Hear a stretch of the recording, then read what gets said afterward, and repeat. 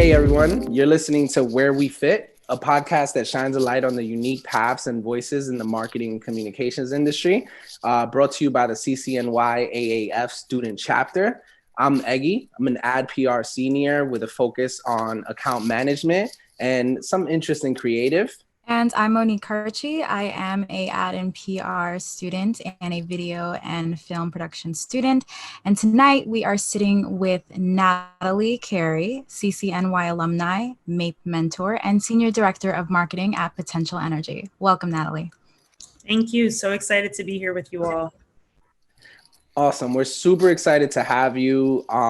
Before this meeting, we met, and honestly, you left a great impression on me. I was so excited to get into this actual conversation. And we want to kick this off by digging our teeth right into your story. I want to hear how you created space for yourself in the industry and then how you grew within the communications industry. Yeah, absolutely. So it started at CCNY, right? So the first thing is making sure that you make a name for yourself as it relates to your professors, your cohorts in the classroom, and starting to feel that comfort in how you communicate overall. And I think that CCNY has done a great job in making sure that we as a people, whether it's New Yorkers, people of color, people from different backgrounds, feel comfortable in the skin that we're in. And that's something that I took straight through my internships all the way into my career from the beginning and to where I am right now. So when it comes to making space for yourself, the biggest thing that you can understand is that there's only one you, and you're in the skin that you're in and the space that you are. So something that you said, Eggy, when we met was about blooming. And I really thought about that term a lot, of blooming, and something that my mom always used to say to me, which sounds super generic, but it's like bloom where you're planted, right? And then with that, whenever I felt down or uncomfortable, she would say, all flowers need rain. So I think, when you take that approach to everything that you do, you'll find that the space is already there. You don't need to make it. You just have to fill it. So the phrase was bloom where you're planted. So bloom where you're planted. And so when we were speaking and you said, we want this to bloom, I thought about that. And so you want me to go back to what I said? No. I was actually trying to clear it up because I missed the full phrase, but the phrase is bloom where you're planted. And it's really just about like growing within the space that you're in. Growing wherever you are. And like, if you look at nature in general, like things grow from the concrete. So nothing's going to stop you if you don't let it. So it's about blooming where you're planted. And as a supplement to that, something my mom used to say when I felt down or uncomfortable, it was, all flowers need rain. So you can't look at those circumstances as something that's going to stop you. You look at it as motivation. And the biggest thing, to answer the question more directly around, how do you make space? It's about realizing that you are already there. The space is there. You just have to fill it, and fill it with who you are and be super comfortable in that. That's actually like really that I don't know why that really like resonates with me personally. I think with my personal circumstances, there was a lot of limits of how far I could go as a woman, as a first generation American, as a queer woman. And that when I was hearing that and listening to you like explain it, I was like, that's a piece of advice I'm going to take with me from now on, because I think I always tried to move towards that direction of where I thought success was. And now through your advice, I'm listening that I can make success right where I'm at and still like be entirely myself without having to expand into something that isn't entirely who I am. So I loved that. How did you, Natalie, make room or find space like for where you fit in this industry? Yeah, especially as a woman. Yeah, and I would co-sign what you said. Being a woman of color, being Latina, being Afro-Latina, being first generation, so many things, right? You feel like you check all the boxes. And what I came to find is when you entered into the room, you were already in the room. When you sat at a table, you were already sitting at that table. So this idea of making space, and I go back to what I said earlier, is recognize that you are in the space already. And the more that you fill it with your opinions, with your diversity of thought, not just what you look like, right? And overcoming those circumstances that really come from what has been coined as imposter syndrome in many ways. When you get through that, and the way you get through that is understanding that you're feeling discomfort or feeling like you have to make space is not really something that you should own or put on your shoulders. It's something that society has done to us to make us feel like we don't belong. And so something that Shonda Rhimes had said a while back is that so many people in our situations, as I look at, who's on screen here, we're the first, we're the only, we're different, but that's to our benefit. And so it's recognizing that we're in the room, we're sitting at the table, we're in the space already. And the more you feel comfortable, the more you'll be able to, quote unquote, make space for yourself, because people will start welcoming you into those conversations and asking you to join those rooms, and hopefully be the person in the front leading those conversations, because what you bring is different, and that should be intentional in the way that you act and move. Speaking about that feeling of belonging and feeling like you deserve to be in the room and avoiding imposter syndrome, one thing that kind of worries me is that coming from CCNY and it not being one of the namesake schools that you can find out there when you join these internships and all of these things, how do you have any advice on how you get over the intimidation factor when the intern sitting next to you is from Harvard and you're coming from CCNY? Yeah, for sure. And I know there's a joke, I don't know if it still circulates the walls over there, but they used to say we are the Harvard of Harlem, right? And so the way, and I went through that situation. I interned, my first internship at CCNY was at Conan Wolf, and then I quickly pivoted to advertising and went across the street. At the time, they literally sat across from each other on Madison Avenue. And I sat next to someone who went to Harvard and someone who went to Princeton. And here I was, someone from CCNY. And it took a lot, because they would have all of these conversations. And I would be like, what are they talking about? They're like talking about lacrosse and these things that are just not familiar to me, real talk. Yeah. Like, where does your family summer? Yeah, right. New York. We went to Tibbetts and went swimming. Like, that's where we summered. But I think the first thing that I had to do was overcome that. Like, one, recognize you're getting a solid education. What you're being taught is no different than what anyone else is being taught. They may have different connections. They may have gotten there in a different way. But again, you are there. So what are you going to do in that situation, right? You're going to sit in it. You're going to thrive in it, and you're going to make sure that your name is known. At least that is what was taught to me when I went to CCNY. And so when you realize, especially in the fields of communications and advertising and PR and even in film, right, Monique, it really doesn't matter, because what you learn in the textbook has nothing really to do with what you're doing in an internship or in an entry-level position. So once you realize that it's about what you're doing right now and not where you come from, I think you're able to overcome that. And again, I can't speak enough about the quality of education that I did receive at CCNY, especially from a practical knowledge standpoint, that set me up for success. And I'm sure, and I hope that that's something that you all are experiencing as well. So in short, it's like, care less about what's on the side of you and care more about the moves that you're making while you're there. Because what you offer, that swag, that New York flavor, that inside look into what today's consumer looks like let's be real, we are now the majority minority, right? You have it, and you'll also have less debt. So that's incredibly comforting. Further, right? Yeah, that's incredibly comforting. Like, it's like, yeah, you know what? You went to Harvard, but I have no debt. So I have no debt, and we're still sitting at the same table. We are both in the same position. I'm also the one who got the job. Just throwing that out there. So speaking about getting the job, the one thing that immediately jumps out at me when, we went over your bio and looking at your credentials, is the fact that you came in at account management, which we can consider entry level, and you pretty much scale the entire building, right? So you're senior leadership now. Can you tell us a little bit about that scale and the skill sets that facilitated you scaling the building? Yeah, absolutely. So I started at the bottom. Now I'm here. I just had to say that.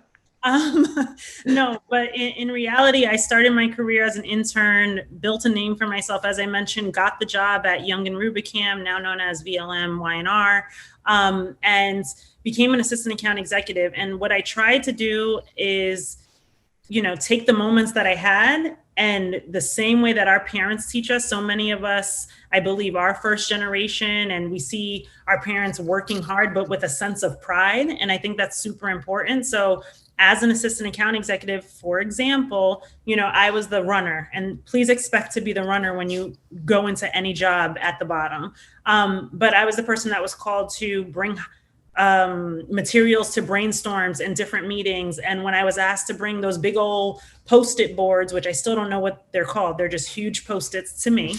But whenever I was asked to bring those materials in, I always said, you know what, let me bring highlighters, some extra pencils, some notepads. And I almost came with like a kit at all times, because when you're in those meetings, those are the materials that are being used. So why not come with different colors and extra materials? And so what would happen is I became known as the person who thought ahead. So something as small as bringing the extra markers and extra highlighters and notebooks became the thing that brought me into these meetings, because once they bring you in, it's like, well, you might as well just sit down. And then what I received from those experiences was being able to be in the room and to hear how leadership spoke, how they presented, how they made sure to upsell a client on something, or to push back in a way that a client would turn around and say thank you to them for. So as a junior person in an industry, being exposed to people at the SVP, VP, and even C-suite level early on really helped craft the way that I communicated, because I was able to see firsthand how it was delivered. So in every moment, I say take advantage of the opportunity and see how you can start surrounding yourselves with the people that you want to become. As I moved then from, let's say, that assistant or account executive level into a supervisor and director level, what became really key to me was, what did I want when I was entry level? I wanted someone who would teach me. And I didn't want someone who just always dictated or directed. I wanted someone who would take the time to say, look, you have not done this before. Let me walk you through it.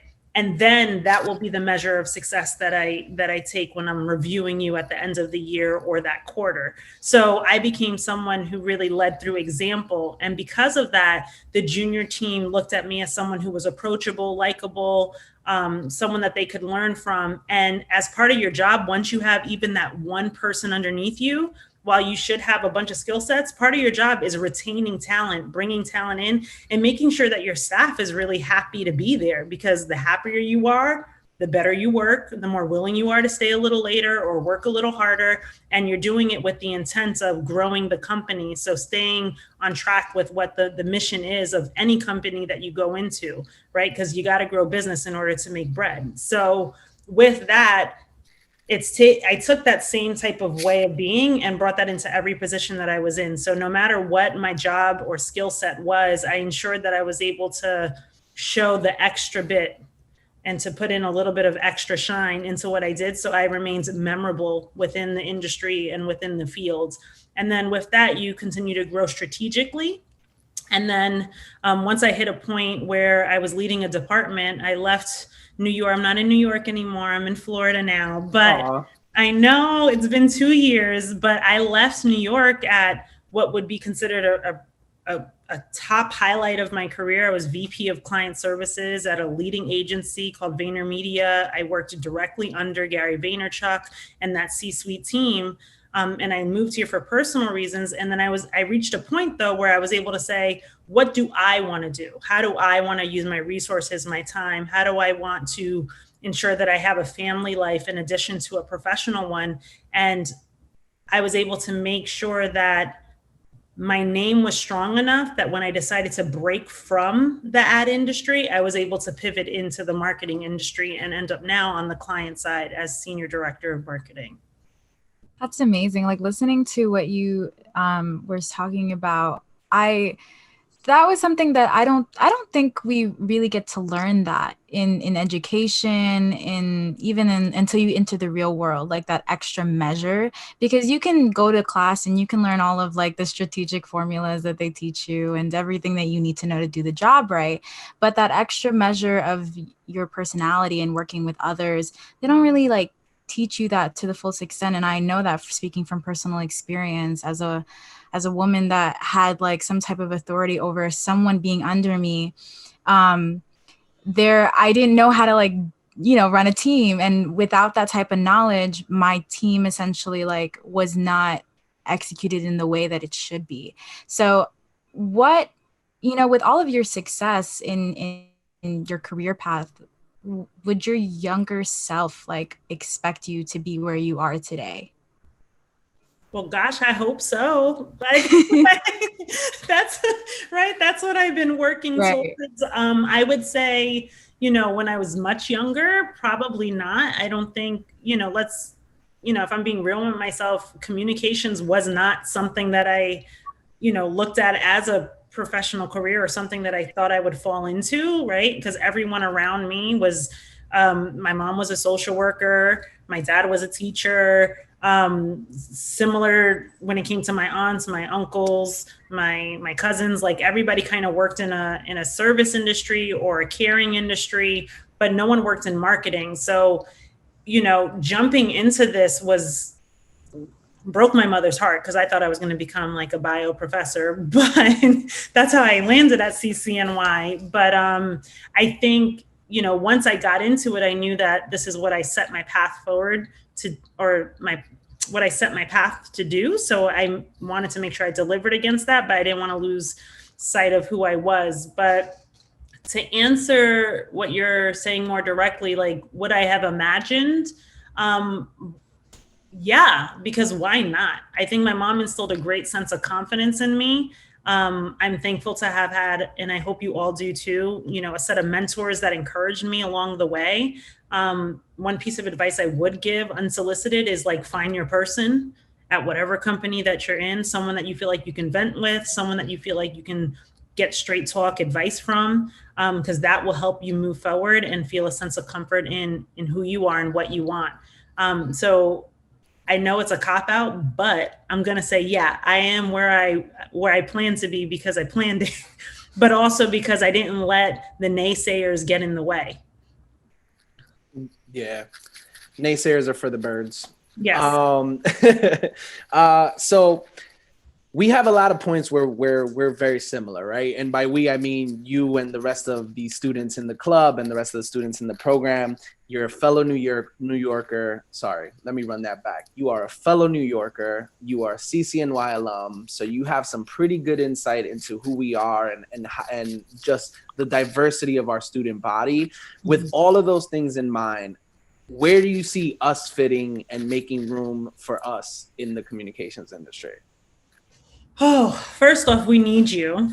It's not a secret that there's a lack of diversity within our industry, and there has been for a really long time. I think, especially where we are from a political environment, which bleeds into our industry very much so, people are looking for you. So take advantage of that. And I think that where you fit is by coming in and being unapologetically yourself. Right? Because one, I'm going to give you the professional advice of like, yes, this is a COVID environment. It is tough. Get the job, but make a name for yourself and don't lose focus of what you want within that position. But while you are there, please do not try to become like the rest or mimic something that you believe will be successful, because by doing that, you're not going to be happy on your own terms and people are going to call BS on you, whether in your face or in private. So I think where you fit is by bringing that New York swag, bringing that, what we have, and I say we as a community, as those at CCNY, what we have is not only the practical knowledge and the skill set that we're taught, but we have common sense. Right? We know how to hustle. We know how we're likable people. I'm going to make the assumption that everyone listening is a likable person. And we value family, we value friendship, and we have things that, that have been coined now as terms and skill sets and soft skills that are needed to succeed, right? Empathy, relationship building, a pride in one's work, a hustle mentality, right? Hustle mentality is now an entrepreneurial spirit. Like that's in our blood. That's who we are as people. So I would say that where you fit is right in whatever position you want to be in, and to be fully confident in the fact that they need you more than you need them right now, right? So know that there is a place for you, that you are wanted within this industry. And if you continue to be as confident as I hope that you are when you leave CCNY, you will grow and grow with like a weed. You know what I mean? Like you'll grow so quick that you'll be like, what is happening? Because there is a necessity for us to change this industry. And we are the consumer that people are going after right now. So you just being you, you have a place. Damn, that's good to know, because it's always so hard to forget to be you. When you're trying to fit into a new industry or a new job, or just being the new person there, it's always so difficult to remember to be yourself. Please be yourself. And like, look, back in the day, and there's so many comedy sketches and the unwritten rules that we've been taught, right, by our families unknowingly, and I'm sure with good intent, but don't switch up. Don't change your voice. Don't change the way you walk. Obviously, be professional, but don't switch up. It's not needed. It's not necessary. There's a ton of people like that already. Yeah. I mean, I'm not going to lie. It's very hard to not put on my professional voice. As soon as I feel like I'm entering a space that I've never been in before, there's always this feeling of like, no, I need to change up my voice. I need to change up my slang. I need to make sure that I fill out my sentences completely and do all of these things. Yeah. So it's great to hear that that kind of diversity is welcomed, and it's actually a fundamental building block.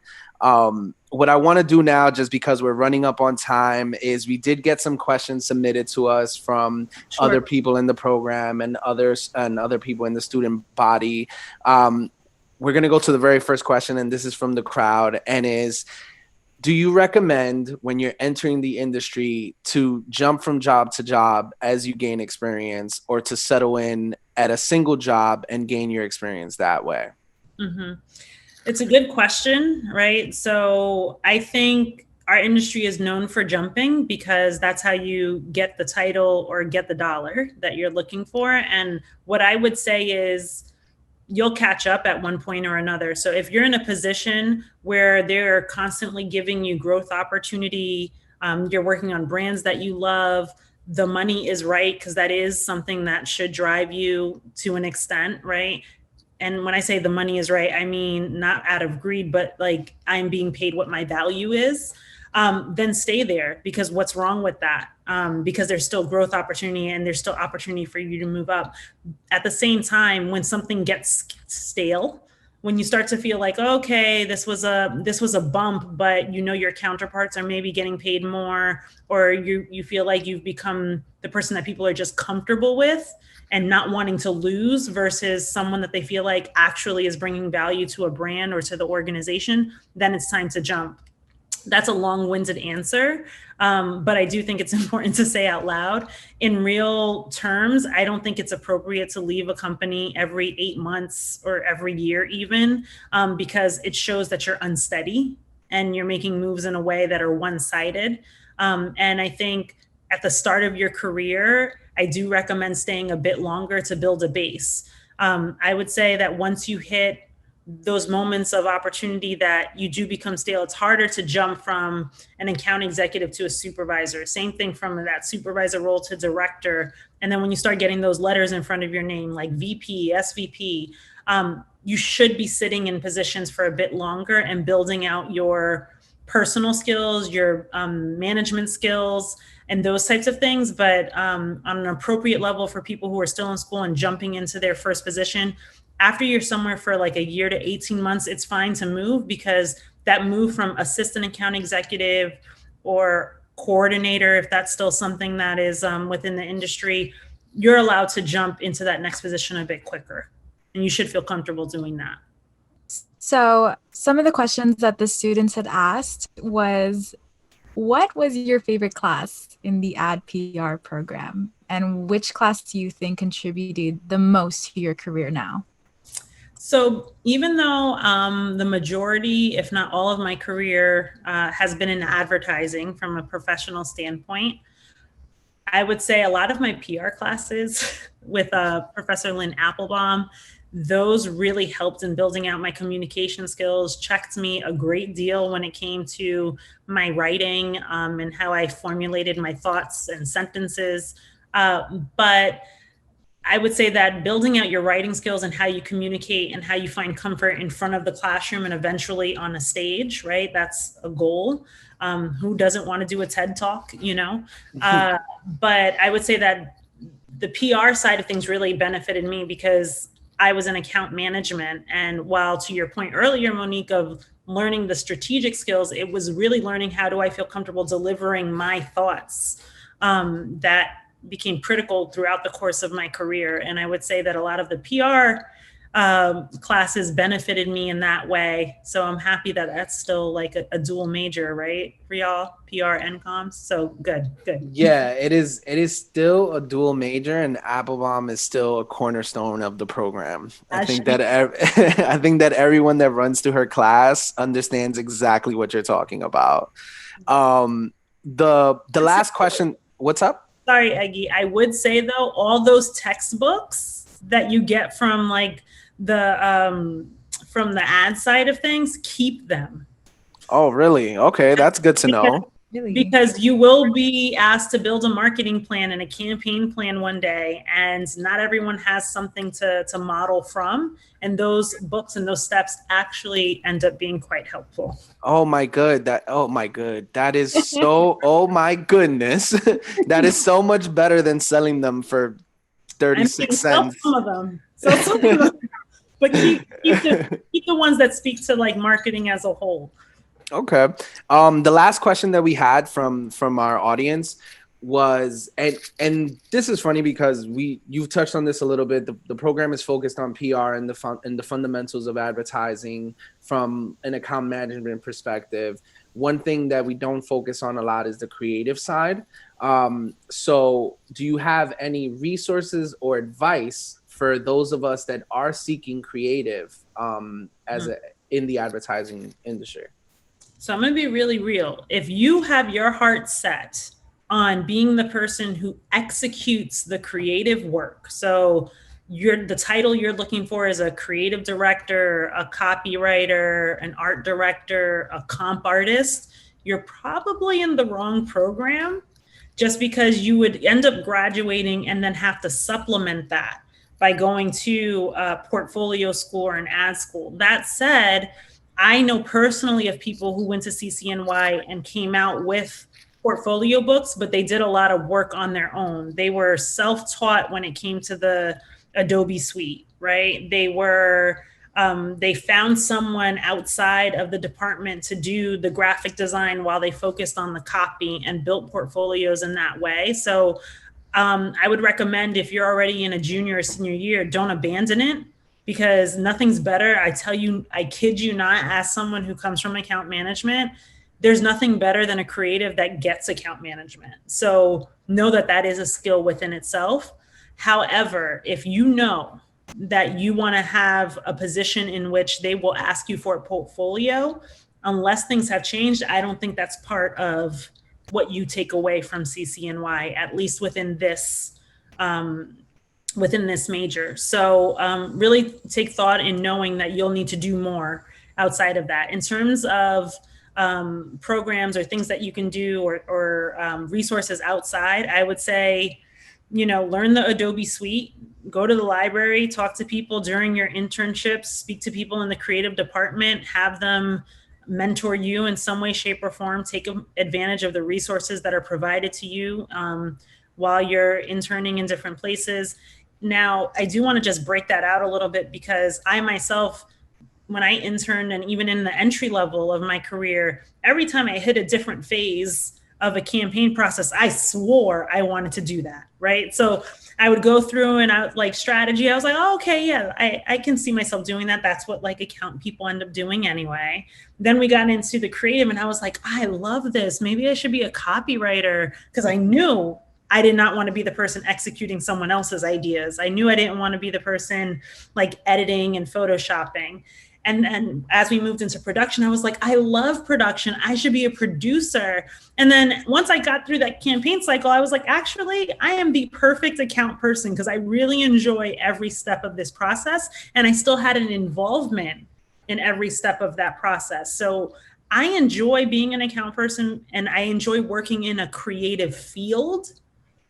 Doesn't necessarily mean I have to be the creative person or the person who's executing. So I do want to say that out loud because all of us love creative. That's why we were, a major of comms and ad and PR at CCNY. But really, take time to think, like, do you want to spend your day looking at a screen and literally getting a brief and delivering on that? Because if you just like the creative because it's a creative outlet, then let it be a creative outlet and enjoy it on the side. You don't have to make that your bread and butter, because once it's your bread and butter, is it so fun? Maybe, maybe not. So think through that. That said, I would say learn the Adobe suite if that's something you're interested in. Photoshop, Adobe Illustrator are both, programs that are well and alive today. Canva is a great program, believe it or not, if you wanted to do a side hustle and just learn, push things out for a local business.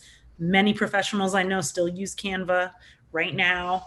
And I would say just, I guess you got to learn up on your own, get on Reddit, look at the blogs, see what's out there and see what the latest is, but take time and realize that you will have to build a portfolio to enter into the creative fields.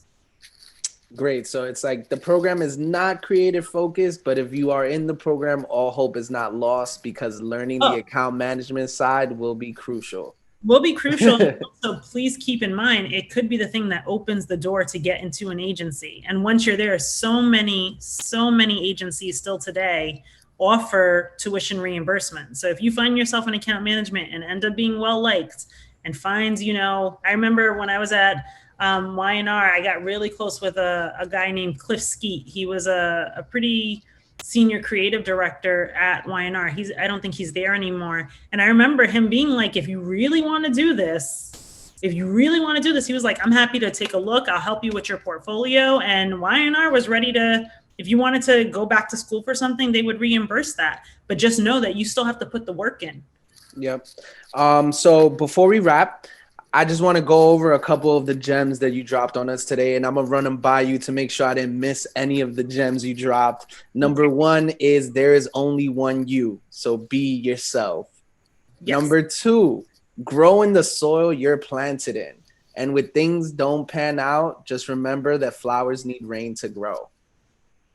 Number three, very practical, bring the extra markers. Be the person that goes the extra mile. Love that. Number four, surround yourself with the people that you want to become, which ties into number five, which is when you get in the building, find your person. Find the person that's going to give you the straight talk and is going to guide you towards the directions you want to go in.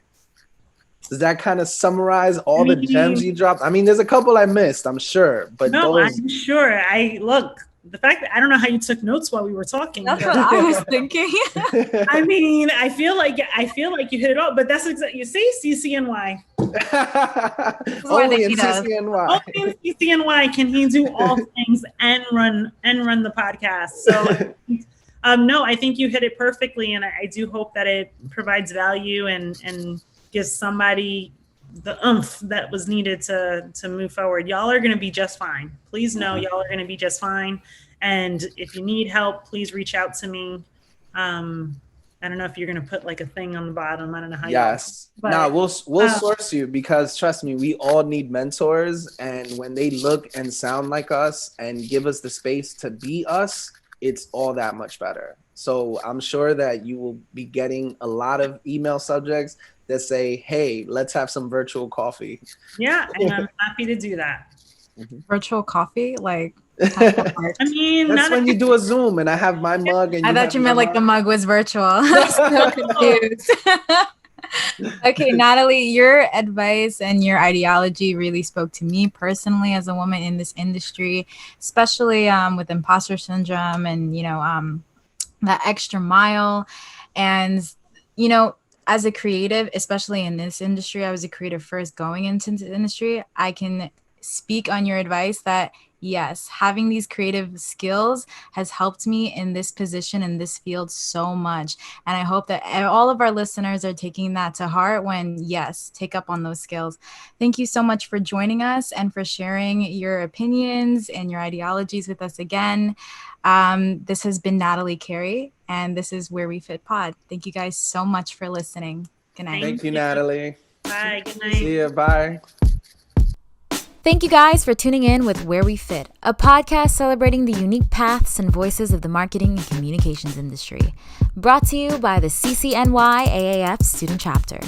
Make sure to follow us on our Instagram accounts for all the latest updates at Where We Fit Pod and at AAF City College. We'll see you in the next episode.